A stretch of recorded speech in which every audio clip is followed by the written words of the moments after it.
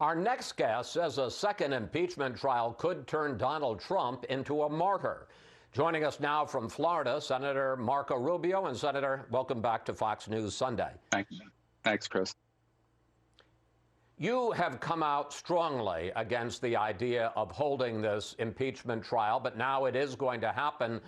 What do you think the rule should be about the length of the trial and whether or not to allow witnesses to be called? Well, first of all, I think the trial is stupid. I think it's counterproductive. We already have a flaming fire in this country, and it's like taking a bunch of gasoline and pouring it on top of the fire. Second, and I look back at the time, for example, Richard Nixon, who had clearly committed crimes and wrongdoing. And in hindsight, I think we would all agree that President Ford's pardon was important for the country to be able to move forward. And history held Richard Nixon quite accountable for what he did as a result. In terms of the rules, I think the president is entitled to due process. I think he's entitled to have a defense. I think he's entitled to present, testimony and evidence if necessary. And, the House doesn't have much of a record of witnesses and so forth because they, frankly, rammed it through very quickly. So I think obviously fairness is important no matter who it is we're talking about. But I just want to repeat, I think this is going to be really bad for the country. It's going to take us, not just is it going to keep us from focusing on really important things, but it's also just going to stir it up even more and make it even harder to get things done moving forward. Senate Republican leader Mitch McConnell spoke about Donald Trump's responsibility this week. I want to play part of what he said. Take a look. The mob was fed lies. They were provoked by the president and other powerful people. And they tried to use fear and violence to stop a specific proceeding of the first branch of the federal government, which they did not like. Is Senator McConnell wrong, sir? I think the president bears responsibility for some of what happened. It was most certainly a foreseeable consequence of everything that was going on. And I think that's widely understood. It may be even better understood with the perspective of time. I think that's separate from the notion of let's revisit this all and stir it up again.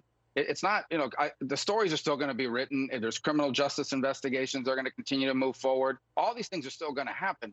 All I'm arguing is we have some really important things to work on. You want to really kind of bring the country together and remember once again how we can get things done. It isn't by uniformity on all the issues. It's about working through a process that allows people with different points of view to debate all that and get to a solution for the country. All that, we're going to jump right back into what we've been going through for the last 5 years and stirring it up again with the trial. And it's just going to be bad for the country. It really is. So let me ask you the same question I just asked Senator Romney. Would you support ending this trial, if you can, on procedural grounds that it's unconstitutional to try a president who's left office without ever getting to the issue of the guilt or innocence of Donald Trump? Yeah, the first chance I get to vote to end this trial, I'll do it because I think it's really bad for America. If you want to hold people accountable, there's other ways to do it, particularly for presidents, including, as I said, the perspective of history and even now as people are learning more about all this. But it's really bad. When you talk about situations like this is not a criminal justice trial. This is a political process. And ultimately, it is a political process that's going to inject things into our public discourse, into our debates, that's going to make it harder to get important things done, and is just going to continue to fuel these divisions that have paralyzed the country and have turned us into a country of people that hate each other.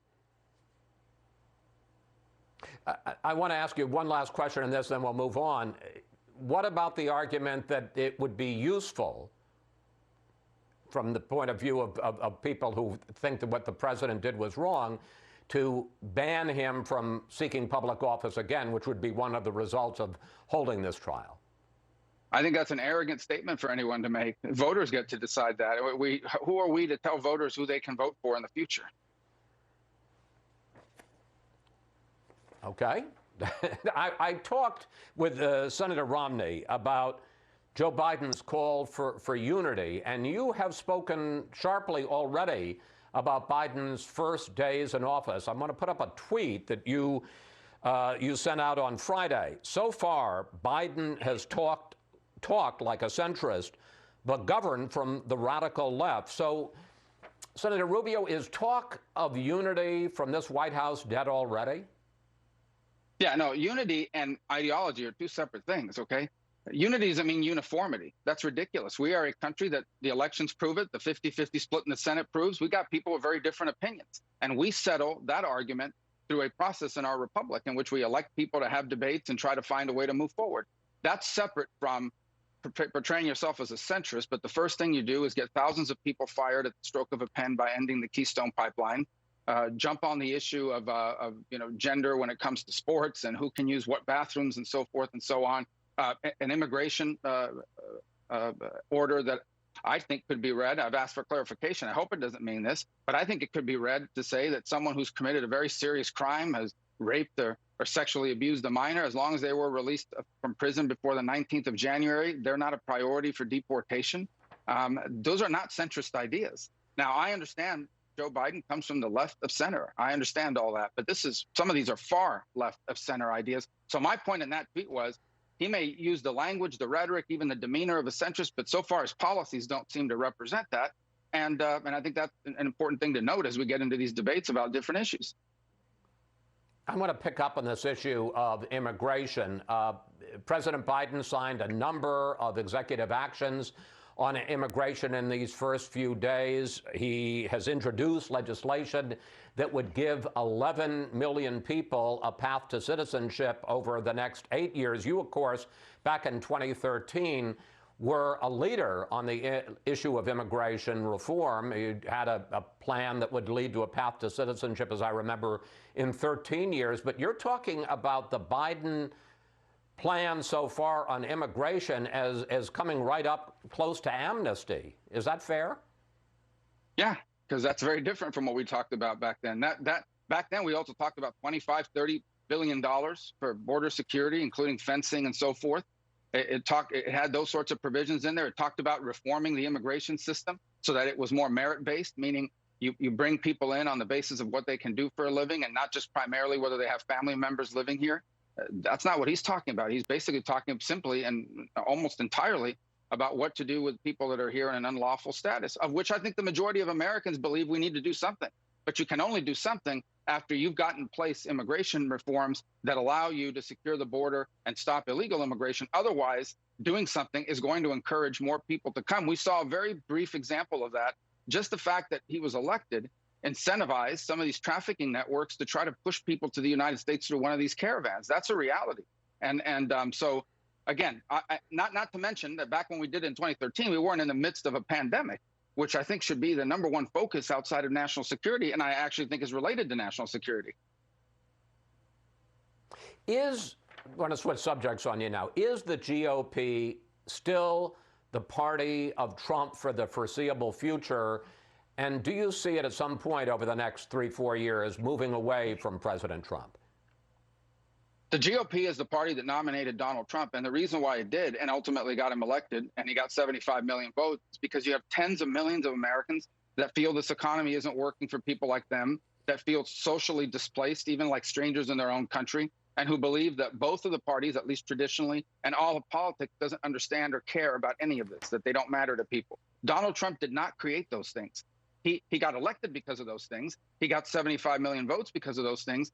And those factors, those feelings that are out there among tens of millions of Americans didn't leave when he left on Wednesday. They're still there. That's why he got elected. And that's what I hope we'll be a party of. Now, I hope we can do it in a way that keeps the people who believe we're fighting for them and brings back some of the people that perhaps didn't vote for Republicans or didn't vote for the president because they may not like, the way it was said or the way it was done. I think that's quite possible. And I think that's the future of the Republican Party, because frankly, on that, I think depends the future of the country.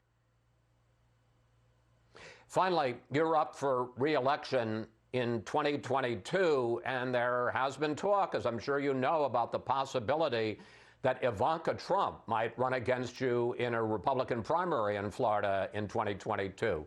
How seriously do you take Ivanka Trump as a potential opponent?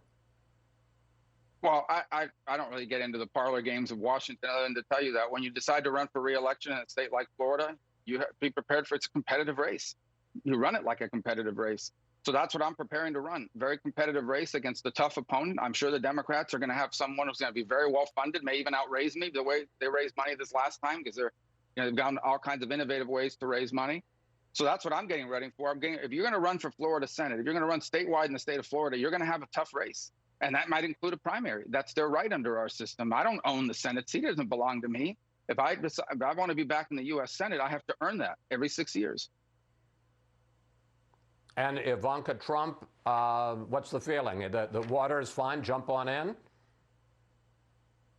I like Ivanka. We've worked very well together on issues, and she's a U.S. Look, anybody can decide to run if they want to. I mean, I'm not entitled to anything and so forth. I've got to earn my way forward. I'm very proud of our record. I would point to the last 4 years working with President Trump in the White House, and I can tell you it's probably been the most productive 4-year period of any U.S. senator from Florida in modern history. The list is long and extensive. I've got more done than anybody, I think, as much as anybody in the U.S. Senate. One of the bills the president brags about the most is the VA accountability bill. That was my bill that I've been working on. And fortunately, when he was elected, we were able to get it done. The child tax credit that we got expanded, the PPP program that saved tens of millions of jobs across the country. So I'm looking forward to being able to tell people of Florida. And in the meantime, I have 2 years left to continue to do my job. Senator, you sound like you're in campaign form. Thank you. Thanks for joining us. Please come back. Absolutely. Thank you.